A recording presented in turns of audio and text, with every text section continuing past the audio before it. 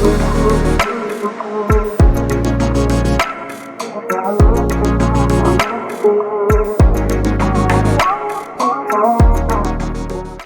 welcome back to the Prodigy Way. It's been a minute. We had our Christmas break, and then we had some bad weather, and then I was gone for a week. But now we're back. So we're going to bring some more amazing content as we continue to work through our Prodigy 21, moving through the Prodigy Way. Again, these are the practices and principles that we adhere to here at Prodigy. It's been a 16-year-long process putting this together, and this is how we believe education should be. So I'm excited to welcome my mother. This is Mrs. Amy Grammer. She's Prodigy's co-founder and associate director. She has a background in early childhood education. And today we're going to be diving into one of our Prodigy 21 topics, and this is a strong academic foundation. So specifically, one of the things that Jessica kicks off this chapter with is about how there's a lot of misconceptions out there about Prodigy in our community that we've come up against over the years. And it's kind of funny because on one hand we hear sometimes that Prodigy is like a special needs school. On the other hand we hear, oh, it's a gifted school. It's only for the really smart kids. And then even a little more out there, people think maybe we're a hippie school. So there's a number of things that we've heard, but having a strong academic foundation is core to Prodigy. So let's talk about that a bit. So let's begin with the very basics. The things that people think about when they think of school, two of the most basic subjects are reading and math. Yes. So specifically from an early childhood education standpoint, how do we do that at Prodigy? Because what people see or what people think of when they think of Prodigy is not worksheets. It's not textbooks. So what does that look like here? Well, first of all, I'm super passionate about a strong academic foundation. I'm very goal-oriented and driven and loved achieving in school. I loved teaching math. I also really loved teaching reading. And like you said, I was in early childhood. And so I got to teach most of the children how to read. It was a great privilege and honor. How's it done? It's a misconception that we don't use any worksheets. We do, we don't throw the baby out with bathwater. Is that how you say that? I don't know. I've heard something. You don't throw the bathwater out with the baby. I don't know what that, anyway. Right, a strong foundation in academics would start with reading, writing, and arithmetic, being able to ask good questions or just love finding stuff out, right? Everything builds off of that. We want them to leave, especially early childhood, being able to write, read, and it kickstarts them for the whole rest of their learning journey. So it needs to be done well. I think you asked, how is it done? Is that right? Yeah, and I think probably one of the misconceptions comes about because we're so outspoken about the fact that Prodigy is a more individualized, a more tailored education. And so from a young age, how do you do that, or what do you? Well, we just want to make sure that people know that we don't, if a student is not inclined to want to read, if reading does not come naturally to them, it's not like we allow them to slip by without learning how to do that. Correct. I think it says this in the book, Prodigy Leadership Academy. We are an academy. So academics is very important to us. It's why we got into education. It's so that children can learn and could learn well. How they learn, I think, is what you're getting at. How do they learn those foundational elements? I think that's your question. And I guess that's why you got your degree, and you probably couldn't explain your entire degree right here, right now. No, I couldn't. But I'm super passionate about it, and I want children to do well. And if there's we take children, we start them where they are, we assess them, we understand them in math, reading, and writing. We consider those different skills, and then we continue to move them forward or take them to that next level. However it takes, whatever it takes, we will employ the strategies, considering the child's giftedness, their strengths or weaknesses, the curriculum, whatever curriculum elements it's going to take, that's what we will employ to make sure they receive that strong academic foundation.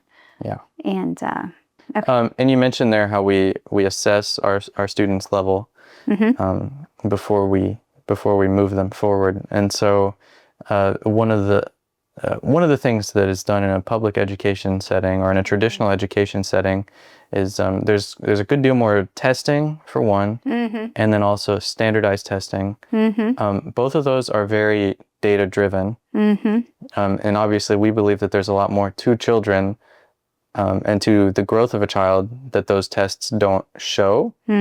But obviously we still need to do a good job of assessing children, being aware of where they're at and helping them to move forward, and also being able to share that with their parents as their child grows and learns. And so what can you walk me through a little bit of what that looks like here?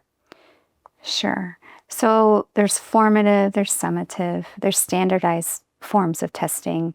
There's all kinds of ways to assess a child also. You can observe them. You can give them a task and you can observe, did they complete the task? Did they not complete the task? And so at Prodigy, where children are given all sorts of tasks all day long, whether they come up with it or the teacher comes up with it or a combination thereof. And so based on that child, based on what we know about what's good for children at that age, in terms of mathematics, in terms of reading and comprehension and writing and science and social studies, and all of those elements. As a lead teacher, as a teacher professional at Prodigy, we understand what the standards are for the state or for the national standards. We know what those are. So those have not just been completely thrown to the wayside? No, they have not. Because in general, most children, that's a good starting point. There's a lot of data around that, right? A lot of time around developing those different standards and those different benchmarks. There is a general, So the teacher knows the standards. Yes. Based on, what traditional schools employ. And the teacher knows where the child is. And the teacher understands how to help that child in moving forward and growing. Right. So we have different forms of assessment that we do assess the child. We do test them to understand where they are currently functioning. And in all the different subjects. In all the different subjects. And then we know where they need to go to, and so that's how we move forward and start. Yeah, and we talked recently in a previous episode about I don't remember if you were in it or not, but we were talking about our parent-teacher partnership. I think you were in that one. It was with Lindsay Lawrence. Yes, I was. Yeah, and about how our assessment of the child in all the various areas is one of the things that comes up in a parent-teacher conference, for example. Yes, it is. And so when I communicate how a child is doing or how a student is performing, we use several different forms. We interview the parents. What do you see, or how do you see them performing? How do you assess the child? Is something that I hear Dad ask. Yes. Yeah. Because that parent partnership is vital. Yeah. Here's how we see. Here are observations in the classroom.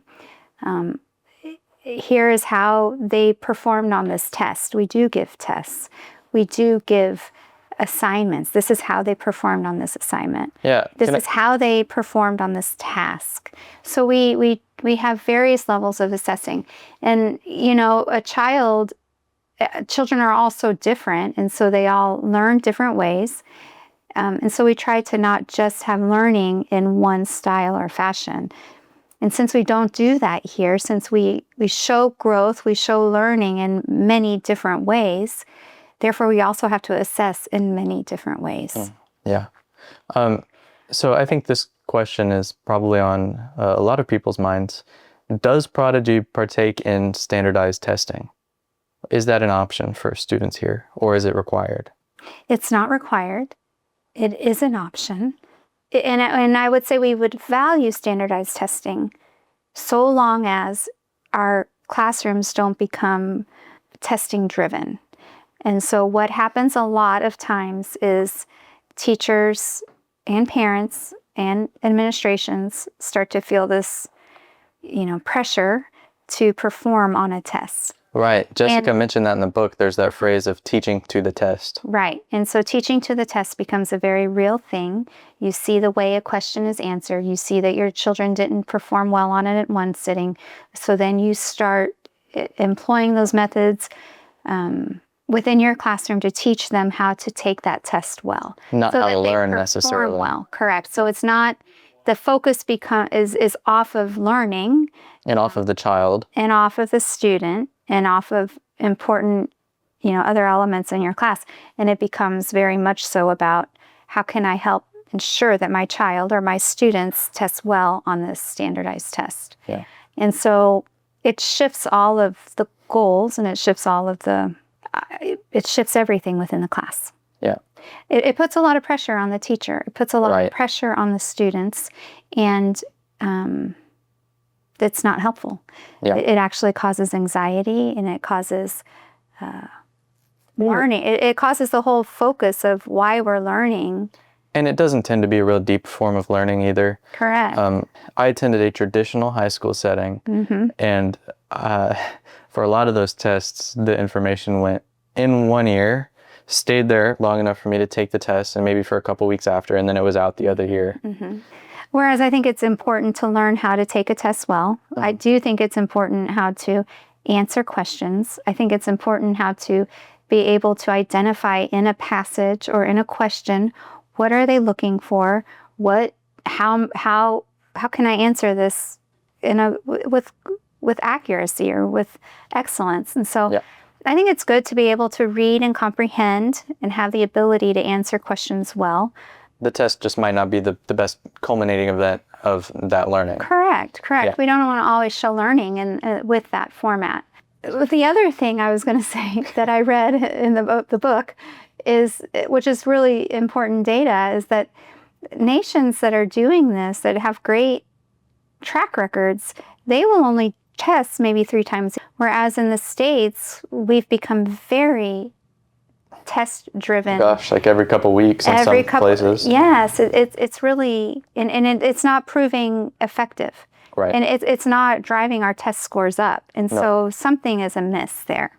Yeah. And so one of the topics that Jessica covers in this chapter is about student engagement, and how one of the things that people are consistently kind of really amazed by at Prodigy is the level of student engagement. She specifically mentions a tour that she led where she brought some parents and they stepped into 4 different classrooms. And in those 4 different classrooms, by the way, tours are never staged here. What you see is what's happening. It's very authentic. And there was a different student presenting to his or her peers in each of the 4 different classrooms. And the peers are all leaning in, they're engaged, and they're, asking good questions. And the people who were on the tour, they were just like, wow. That's amazing. Yeah.